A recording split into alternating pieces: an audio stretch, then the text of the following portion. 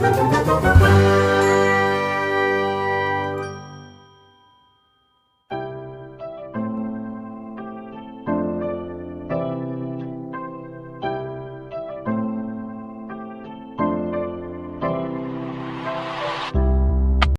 चलो दोस्तों आगे बढ़ते हैं हम अगली थ्योरम की तरफ, जिसका नाम है कन्वर्स ऑफ बीपीटी। ये क्या कहते हैं, ये बीपीटी का ठीक उल्टा है। बीपीटी में हमारे पास क्या था कि अगर लाइन पैरेलल हो तो उसके कोरस्पॉन्डिंग जो ये रेशो होती है AD/DB और AE/EC वो क्या होती है, सेम। लेकिन इसमें अब की बार उल्टा है, जो चीज़ पिछली थ्योरम में प्रूव करनी थी वो चीज़ इस थ्योरम में गिवन है, और जो चीज़ उस थ्योरम में गिवन थी वो चीज़ हमें प्रूव करनी है। अब एक बार स्टेटमेंट में ध्यान दीजिए। बीपीटी की थ्योरम क्या कहती थी, अगर लाइन पैरेलल है तो रेशो इक्वल आएगी। तो ये थ्योरम बिल्कुल ठीक इससे उल्टा कहती है कि अगर रेशो इक्वल हो तो जो लाइन आएगी वो क्या आएगी, पैरेलल।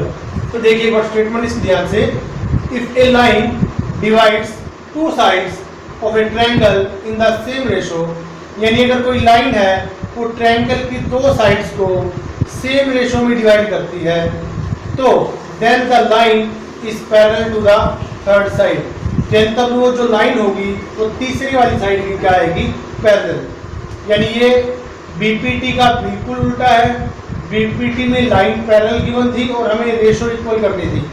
इसमें हमारे पास क्या है, रेशो इक्वल गिवन है और हमने शो क्या करना है, इस लाइन को यानी डी से लेकर ई तक डीई को बीसी के पैरेलल शो करना है। तो देखिए हमारे पास गिवन क्या है, a triangle ABC and a line, line का नाम दे रखा है इन्होंने L, intersecting AB at D and AC at E।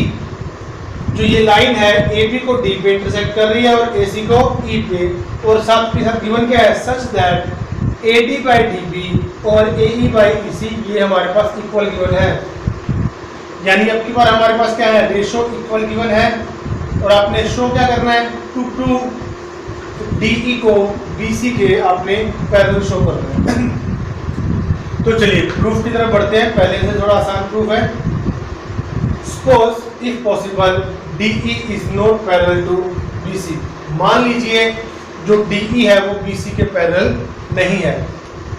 अब अगर ये अगर BC के पैरेलल नहीं है तो मुझे बताइए, तो D से कोई ना कोई एक लाइन तो होगी जो इसके पैरेलल होगी। Then there is another line through D which is parallel to BC। अगर ये पैरेलल नहीं है तो D से कोई और लाइन निकलेगी जो BC के पैरेलल होगी। तो वो हमने मान लिया, लेट, ये डॉटेड लाइन में कर देते हैं, लेट जो DF है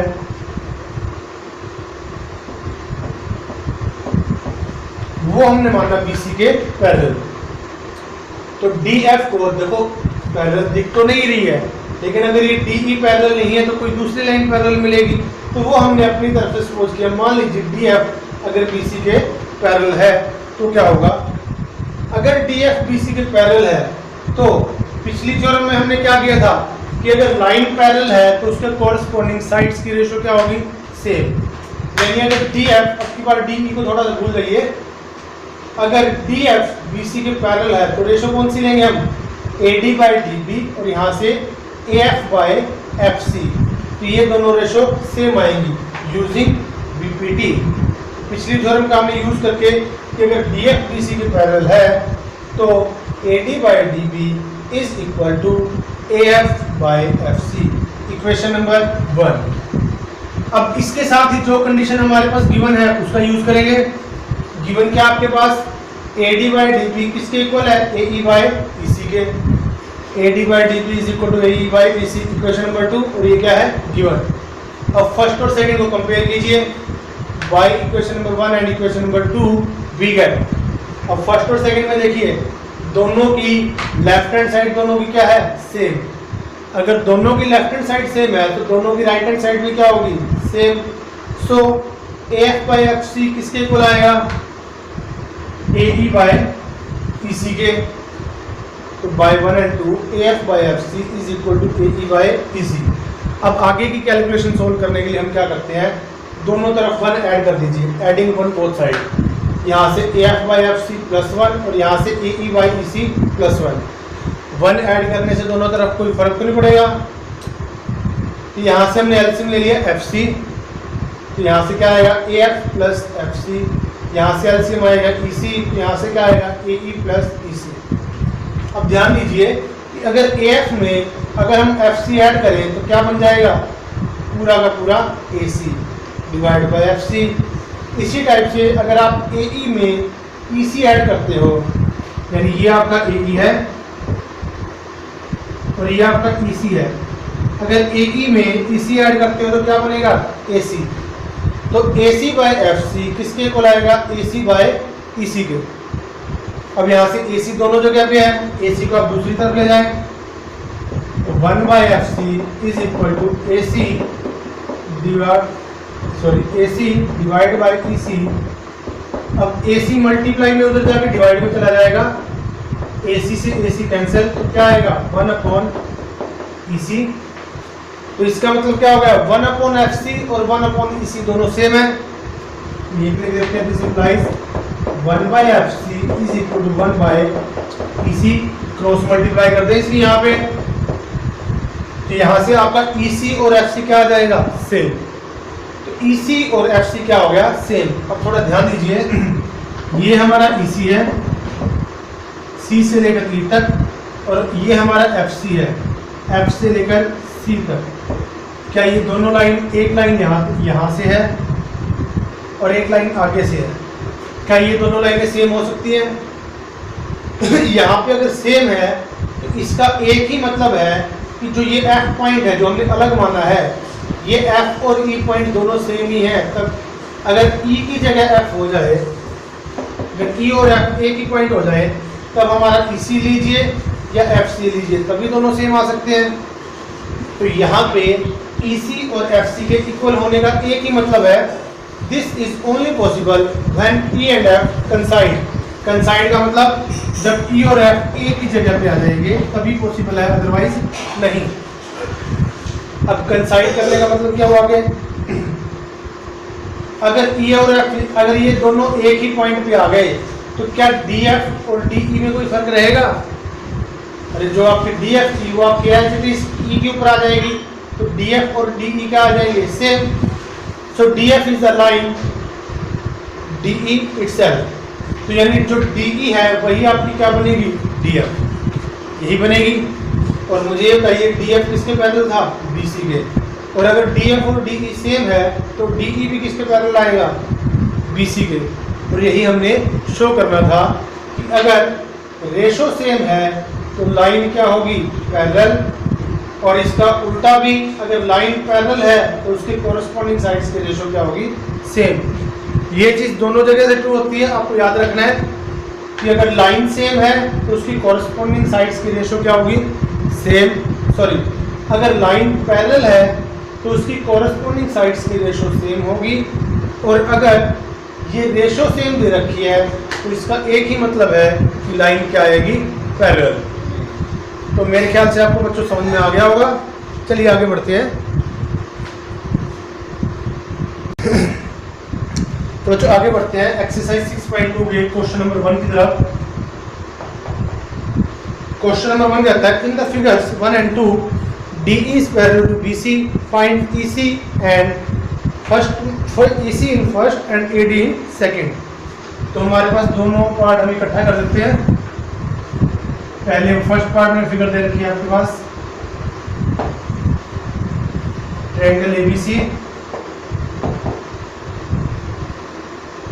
और इसके पैरेलल लाइन दे रखी है DE।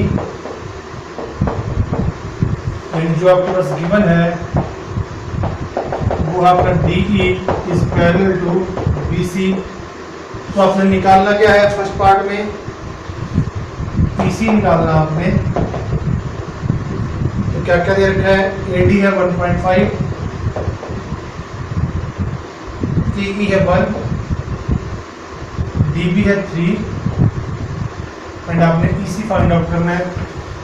तो सिंपल है solution, since DE is parallel to BC, DE आपका क्या है, BC के पैरेलल। सो अगर लाइन पैरेलल हो तो कोरस्पॉन्डिंग साइड्स की रेशो क्या होती है, same. So AD by DB is equal to AE upon EC। Using BPT. BPT में हमने यही किया था, अगर लाइन पैरेलल हो तो बाकी दो साइड्स उनकी कोरस्पॉन्डिंग रेशो क्या होती है, सेम। यहाँ से इनकी वैल्यूज रखिए। दिस इंप्लाइज एडी है आपका 1.5 अपॉन डीबी है 3 इज इक्वल टू एई है आपका 1 अपॉन आपने ईसी निकालना है। यहाँ पे वैल्यू रखिए 1.5 that means 15 upon 10 is equal to 1 upon EC. यहाँ से 3 से 3 5 से 15, 5 से 5 2 कैंसिल, क्रॉस मल्टीप्लाई कीजिए।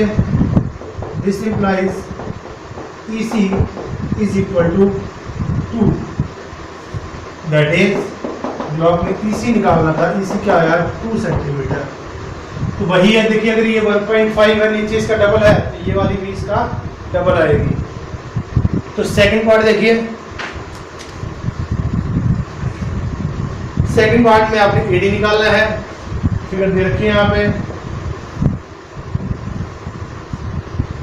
ट्रायंगल एबीसी है, डीई है वो बीसी के पैरेलल है, नीचे 7.2 है डीबी, एई है आपका 1.8 और ईसी है आपका 5.4। तो आपने क्या निकालना है यहाँ पे, एडी की वैल्यू निकालनी है आपने। तो इसका सॉल्यूशन डायरेक्ट कर देते हैं, सॉल्यूशन डायरेक्ट लिख देते हैं। Since DE is parallel to BC, so AD by DB is equal to AE upon EC। Reason क्या लिखेंगे, BPT। सो वैल्यू रखें, AD अपॉन DB है आपका 7.2 is equal to AE is equal to 1.8 divide by EC की value 5.4। इसको उधर ले जाएं। दिस इंप्लाइज AD की वैल्यू क्या आएगी 1.8 डिवाइड बाय 5.4 इंटू 7.2। तो इसको डेसिमल बोलिए 18/10 डिवाइड बाय 54/10 और मल्टीप्लाई में 7.2 72/10। 10 को ऊपर ले जाएं, 18/10 इंटू 72/10 इंटू 10 ऊपर चला जाएगा, 54 नीचे आएगा, 10 से 10 कैंसिल, 18 3 54, 3 से इसको कैंसिल कीजिए 24। तो आपका एडी आ जाएगा 24 divide by 10 that means 2.4। So AD is equal to 2.4 centimetre. तो आई थिंक बच्चों आपको समझ में आ गई होगी कि इसके रिगार्डिंग आपको क्वेश्चन कैसे आएंगे। चलिए इसके बाद अगले पार्ट की तरफ, अगले क्वेश्चन की तरफ बढ़ते हैं। Question number 2, E and F are points on the sides PQ and PR respectively of triangle PQR. For each of the following cases state whether EF is parallel to QR or not। अब की बार इसमें इसका उल्टा होने वाला है। हमारे पास sides की रेशो, साइड्स दे रखी हैं और आपने ये बताना है कि जो EF है वो QR के पैरेलल है या नहीं है। सेकंड क्वेश्चन की तरफ पढ़ते हैं हम।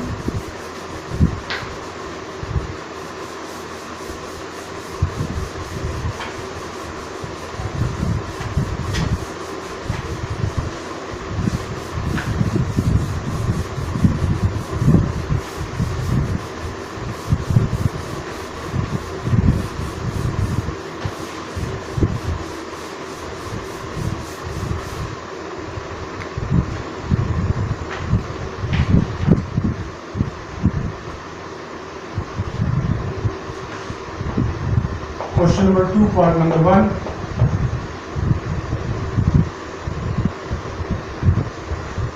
एक ट्रायंगल दे रखी है आपके पास PQR। इसमें E and F are points on the side PQ and PR। PQ पे पॉइंट E है और इस पे पॉइंट F है। और कंडीशन क्या क्या दे रखी है, फर्स्ट पार्ट में PE 3.9, EQ 3, PF 3.6, and F R 2.4। तो ये अब की बार सारी साइड्स दे रखी हैं, आपको ये बताना है कि ये साइड इसके पैरेलल है या नहीं है। तो इसके लिए हम क्या करेंगे, उसका कन्वर्स करेंगे। चलिए रेशो निकाल के देखते पहले। PE अपॉन EQ, इन दोनों की रेशो अगर इक्वल आ गई तो साइड पैरेलल हो जाएगी ना।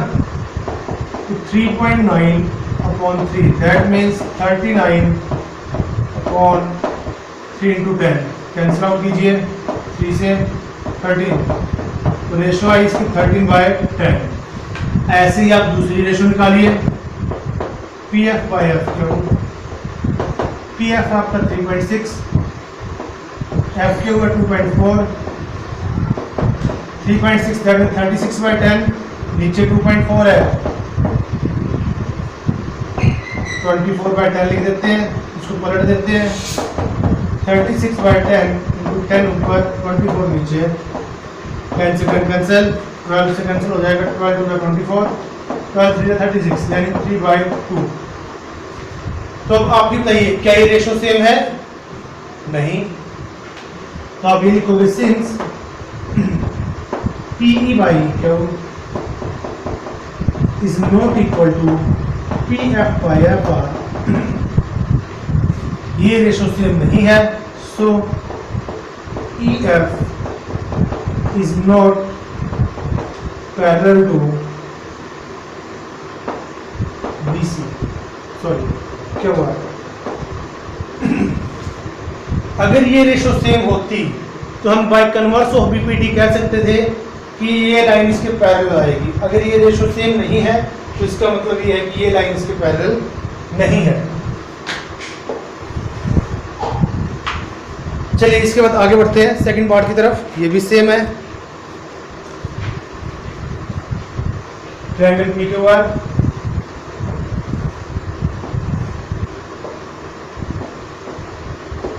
यहाँ पे कुछ EF है।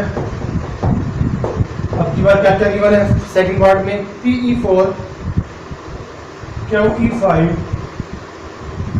PF8, RF9, PF8, RF9। ये भी सिंपल है। सॉरी, QE है आपका 4.5 है ये। तो यहाँ पे आपने चेक करना है ये पैरेलल है या नहीं है। तो सिंपल पिछले वाले क्वेश्चन की तरह रेशो निकालते हैं। सेकंड पार्ट है ये क्वेश्चन नंबर सेकंड का। PE अपॉन EQ निकालिए। PE है आपका 4 अपॉन 4.5, दैट मीन्स 4/45/10। तो यहाँ से PE अपॉन EQ ये आएगा 4 इंटू 10 डिवाइड बाई 45, 5 से कैंसिल हो जाएगा, 5 टू द 10, 9। ये रेशो आई आपकी 8/9। ऑल्सो PF की FR के साथ रेशो निकालिए। तो ये रेशो भी कितनी है? PF और FR की रेशो 8/9। तो ये दोनों रेशो सेम है। सो since PE upon EQ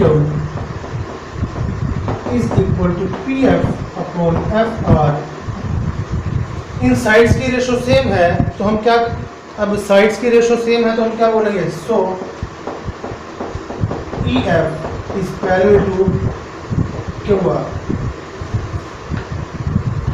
तो आई थिंक आपको समझ में आ गया होगा आपको इस क्वेश्चन में करना क्या है।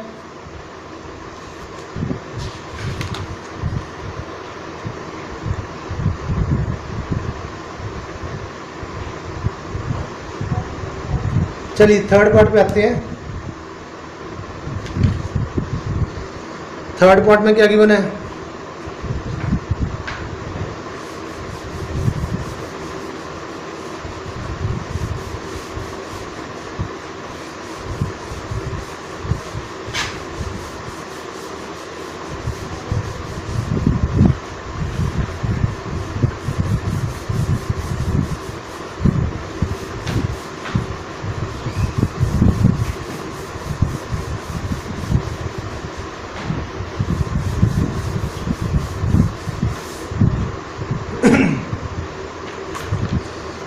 क्वेश्चन नंबर 2 का पार्ट नंबर 3,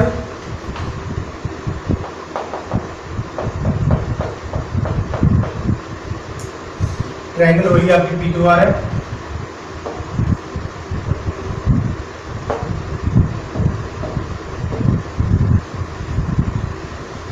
यहाँ पे आपके पास पी क्यू दे रखा 1.28, पी आर है 2.56। पी क्यू पी से लेकर क्यू तक 1.28, पी से लेकर आर तक 2.56 और P E 0.18, P F 0.36, P से लेकर ई तक 0.18 और पी से लेकर एफ तक 0.36। आपने वही बताना है कि ये लाइन इसके पैरेलल है या नहीं है। लेकिन इसके लिए बच्चों ध्यान दीजिए, हम रेशो कौन सी देखते हैं, पीई और ई क्यू भी देखते हैं ना, लेकिन यहाँ पे तो ई क्यू गिवन नहीं है। तो सबसे पहले हम ई क्यू निकालेंगे। ई क्यू आपका कैसे आएगा,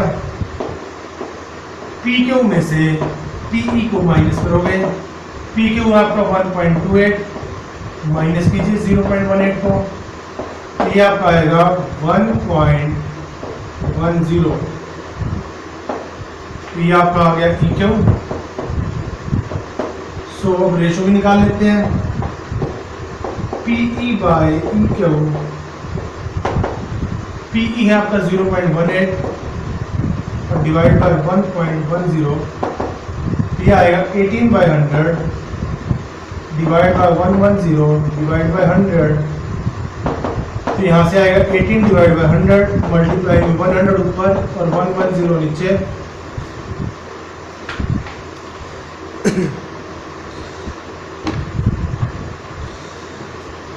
तो यहाँ से 100 से 100 कैंसिल, 2 से 9, 2 से 55।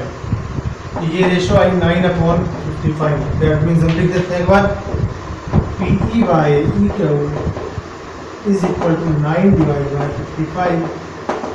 Question number 1।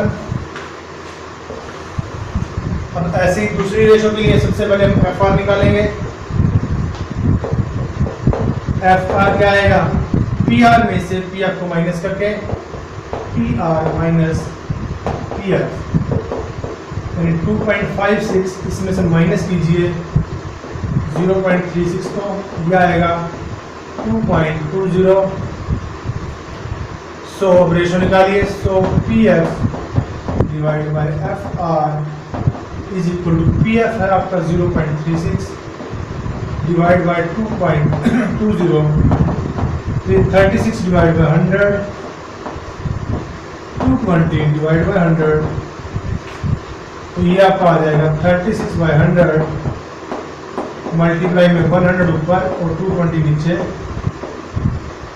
100 से 100 कैंसिल, ये 4 से 4 9 36, 4 5 20, 2 4 5 20। ये रेशो भी क्या आई 9/55। That means P F by F R is equal to 9/55। Question number 2। अब लिख लीजिए बाय 1 and 2।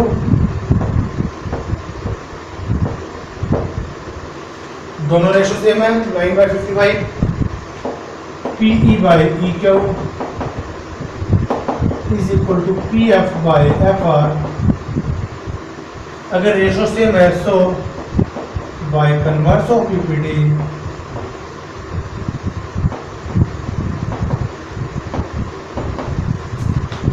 अगर रेशो सेम है तो लाइन पैरेलल आएंगी। E F is parallel to क्या हुआ, हालांकि ये 6.2 में एक एग्जाम्पल दे रखा है। जब आप थ्योरम्स करेंगे एग्जाम्पल नंबर 1, अगर एग्जाम्पल नंबर 1 अगर आप कर लेते हो, अगर वो करने के बाद ये आपका पार्ट और भी इजी हो जाता, इतनी लंबी कैलकुलेशन नहीं करनी पड़ती। लेकिन पहले आपको उसके लिए एग्जाम्पल नंबर 1 करना पड़ेगा कि अगर दो लाइंस पैरेलल होती हैं तो P E upon P Q और P F upon P R वो भी क्या होते हैं, सेम। चलिए आगे बढ़ते हैं।